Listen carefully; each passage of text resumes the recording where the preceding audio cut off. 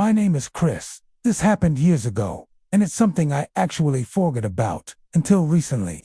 I was 17 that summer, working nights at a pizza place on the outskirts of my childhood town. I wasn't thrilled with it, but with no money, and to parents who would have killed me for being unemployed, I couldn't complain.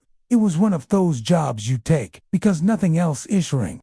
Slow shifts, sticky uniforms, and a beat-up delivery car that barely made it up hills. At least I didn't have to drive my own car. That would have sucked. Oh yeah.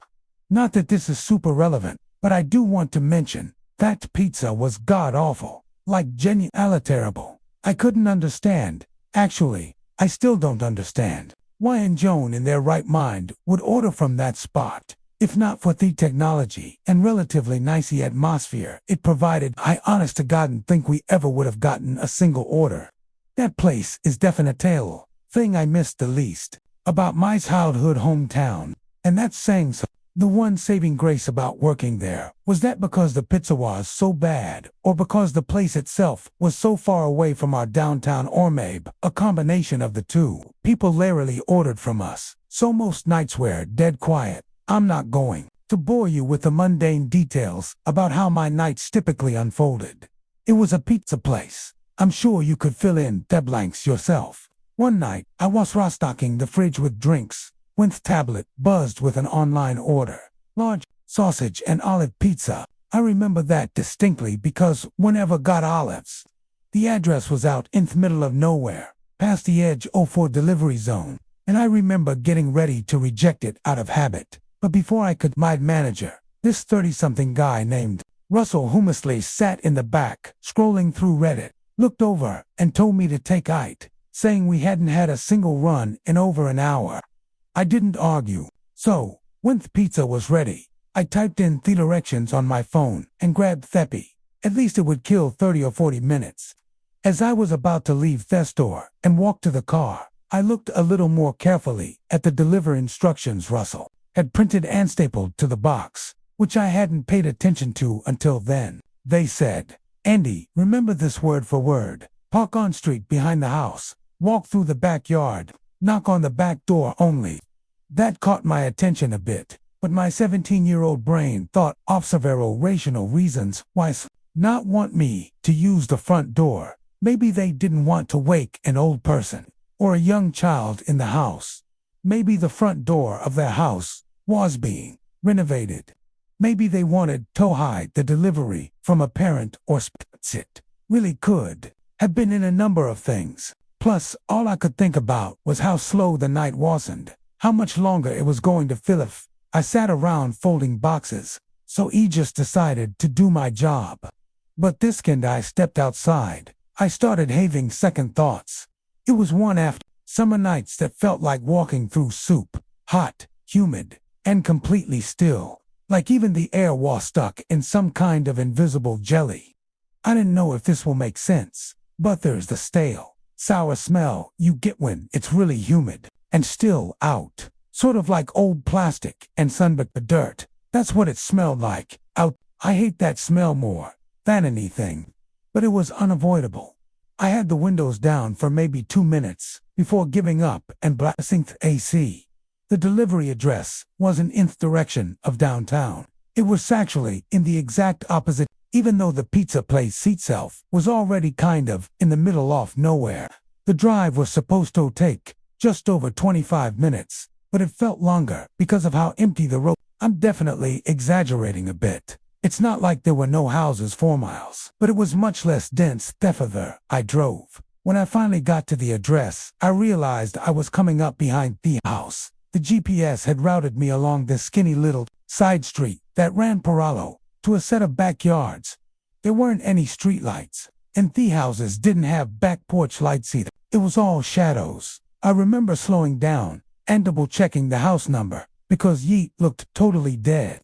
There were no lights inside and no cars in that driveway, just a sagging backyard with overgrown grass and a rickety wooden fence that didn't even close off the way. But still, I followed the instructions. I parked right there on the gravel shoulder, grabbed a pizza, and walked up the incline toward the back door. I had the pizza in one hand and my flashlight in the other. angling it down toward my feet so I wouldn't trip on anything. When I got to the top of the hill, I saw the back door. It was one after those old white ones with a small pane of glass at the top, covered by a cheap curtain. I knocked and waited, but no one answered. I knocked a second time, knowing that my manager would be livid if I returned to the store empty-handed. After no response, I was about to knock a third time when I saw the curtain move. Not a lot, just this tiny little twitch, like someone brushed it with their finger. It was fast, and I don't think I would have even noticed if I hadn't been staring at the glass. It stood there for another few seconds, expecting the person who was clearly standing right behind the door to openly open up.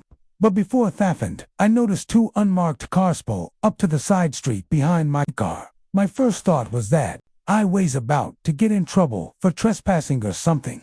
One of the car doors opened, and someone stepped out. Even from the house, I could make out that it was a man in the light of the other car's headlights. The guy motioned for me to walk over to him, which is what I did, assuming that he had ordered the pizza and that I had beaten him home from work or something. But as I got closer, I realized he was flashing mesomething in his hand. It was a badge. The guy was an undercover police officer, which I was able to ascertain because he wasn't wearing a uniform, just normal clothes. As soon as I got within a certain distance of him, he told me to head back to my car and wait there. That was it. That's all, he said. So, I did. I backed away slowly, climbed into the delivery car, and sat there watching. That's when I realized there weren't just two officers. There were 5, maybe more. All of them had flashlights, but none of them said a word. They moved stealthily, circling the house like they were trying not to be seen. Not one of them knocked or announced their presence, which I found strange. It was a pretty bizarre sight. I remember one of the officers reaching for the back door handle, the same one I had just knocked on, and gently, when it didn't open, he just nodded at one of the other guys and backed off. It felt like I was watching something it wasn't supposed to see, and I guess it was. Eventually, the first officer came back to my car and crouched beside the window. I rolled it down, and he looked over the pizza box on the passenger seat and let out this short sigh. He was relatively vague with what he told me, but he didn't seem like a tool, just that he was trying not to say too much. Basically, he said that there was an ongoing investigation involving that property, and that he, along with the rest of the officers, were staking it out.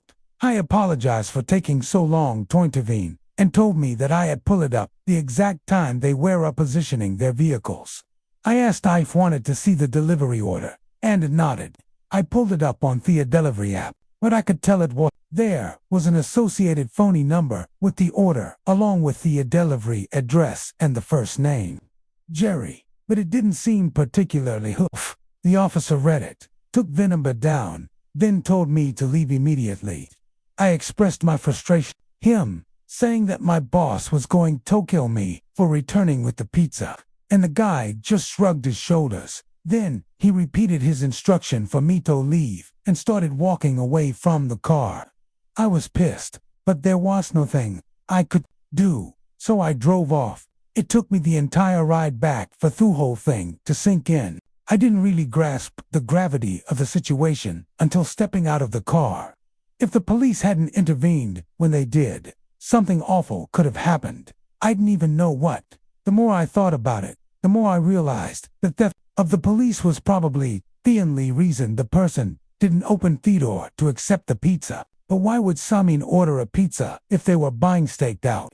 Maybe the person inside the house didn't know they were being watched. Or maybe they did, and I was part of some test run. Like maybe I waste bait to see if the cops were watching that side of the house, or if they left the curtain moving, the silence, the timing. I don't know. What I do know is that I will never get an explanation for what happens.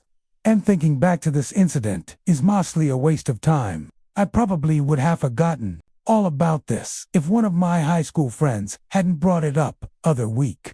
I didn't even remember it at first. It's probably best I forget about it again. But I figured I'd share it here before that happens. Music this happened just last year. I'm 40 now, married with 2 boys, ages 7 and 5. I work in insurance, which sounds barren, because it is, but we're stably, and that's all I care about at this point in life. A couple years ago, my dad passed away after a long bout with cancer. He left behind a beach house down in Delaware that I had never been to before because he used to rent it out year-round. It's nothing flashy or big, but it's in a fantastic spot, just 1 block off the boardwalk. My favorite part about it by far is the upstairs back deck that provides a really nice view of the ocean. We started going there every summer after he passed, using it as our escape. A week here, weekend there. It became our little family tradition. As much as my wife Andy loves spending tea